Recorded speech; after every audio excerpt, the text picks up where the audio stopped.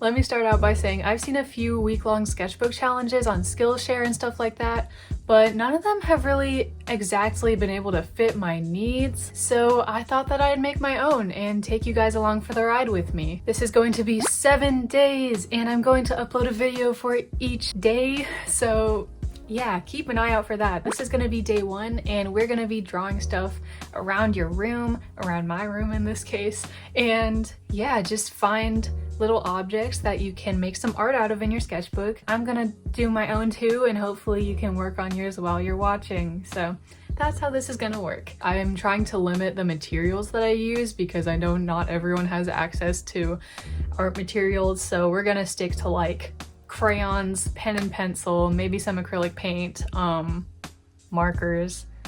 I don't know, we'll see. But yeah, let's get started. I'm just gonna start drawing stuff around my room and take y'all with me. This is a Moleskine brand sketchbook.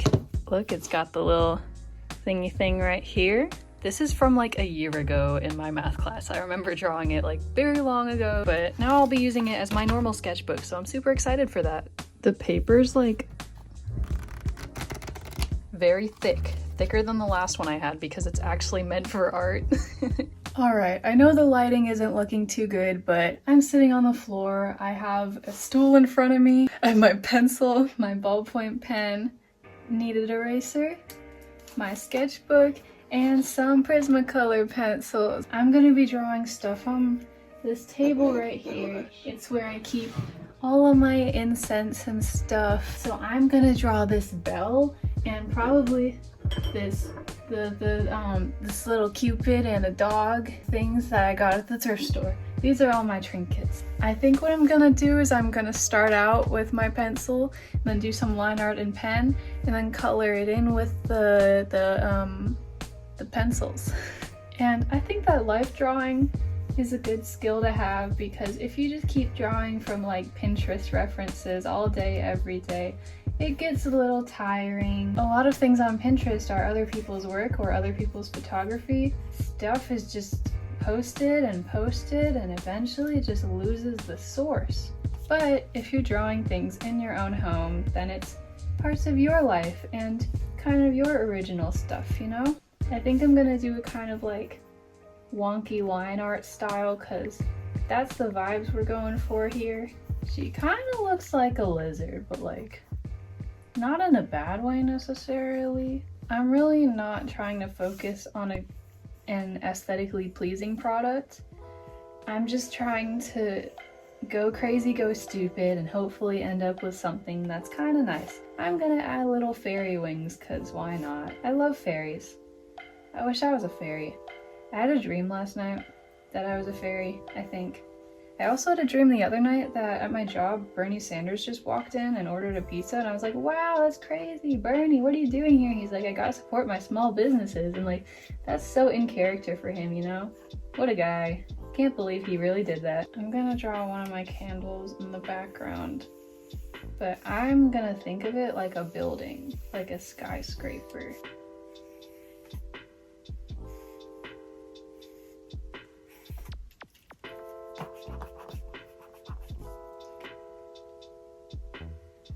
I just realized something. This puppy dog,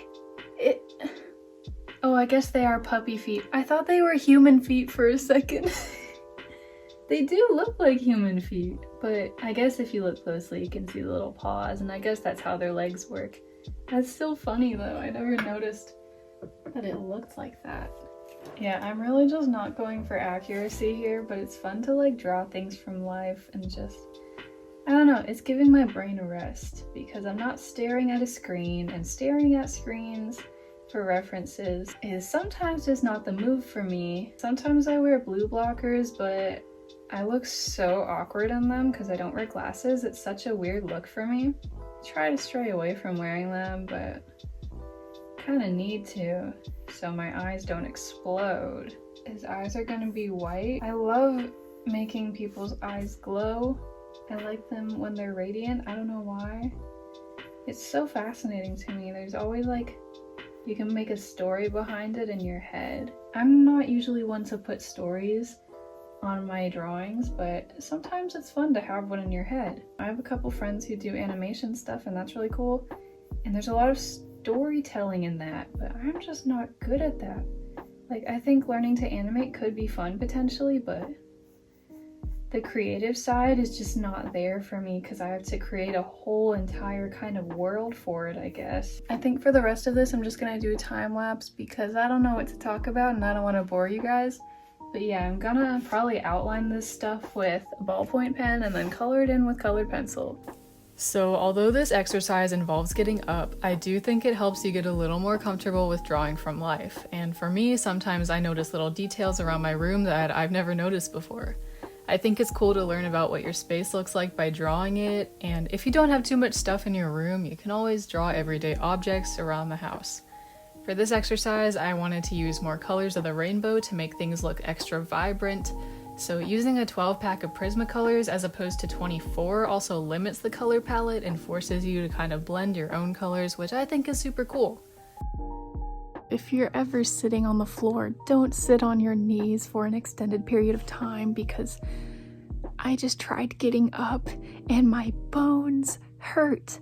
They hurt so much. So yeah, sit like this, or crisscross applesauce is always good. Yeah, don't put pressure on your ankles because ugh. So I'm picking up the spread from my desk the next morning because I decided to start filming very, very late at night and it was a school night and I forgot, so that's why there's a change in scenery. But yeah, anyway, here's the finished spread. I like how it turned out. I really do. It's so colorful. But anyway, we're gonna do another one and I will explain why shortly. I just finished the first spread, but I want to do another spread with the same prompt because the first spread took a really long time and I don't want you guys under the impression that this has to take a long time. So I want you guys to follow by example and do something quick and easy, low motivation. So I'm just gonna go around my room and do it again, but for like under an hour probably. I'm gonna use a Pilot pen probably, or some Muji pens or something like that, and just go crazy, go stupid again. Sometimes it's good to stand up.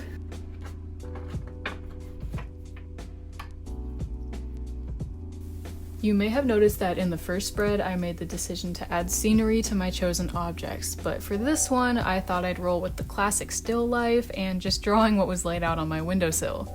I drew my 2 incense burners and an aromatherapy book that I haven't picked up since like 7th grade. I used my trusty mechanical pencil to sketch and then my Pilot pen for the line art, and then I took my mild liner markers, but these could easily be substituted with like Crayola markers or anything similar. If you've been keeping up with my videos, you may have seen that I finally finished my sketchbook that I started in February of 2020, and let me just say, I have not used a sketchbook with good quality paper in a very, very long time. It's definitely a different feeling, and I do feel more pressure to make it quote-unquote perfect. But I think I can roll with it. I just gotta spend some more time breaking it in. But what a better time than now to do that with this challenge, right?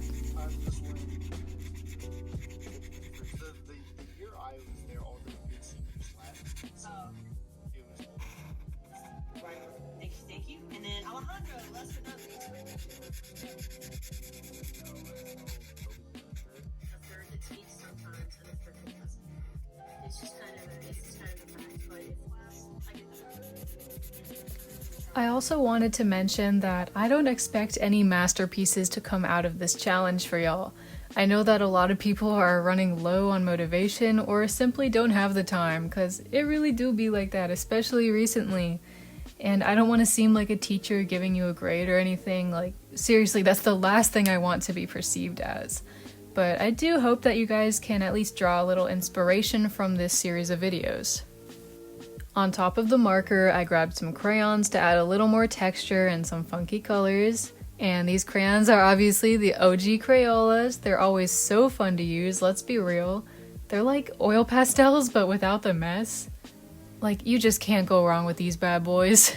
I added some more warm colors to the spread and then some deep purple in the shadows, which really made the colors pop. And here's what it looks like.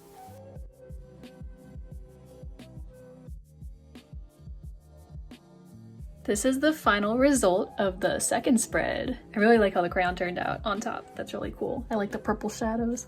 But yeah, I hope you guys made something cool, and I'll see you tomorrow. Sorry I've been really lacking on these artist shoutouts, but today's shoutout is Robert. They have super cool watercolor art along with some illustrations on their Insta. I'd highly recommend checking them out because one of these days they're gonna blow up, so you better be following them already before it happens. Just a reminder, I'll be posting every single day this week for the challenge, so hopefully I will see you tomorrow. Alright, bye. I love you.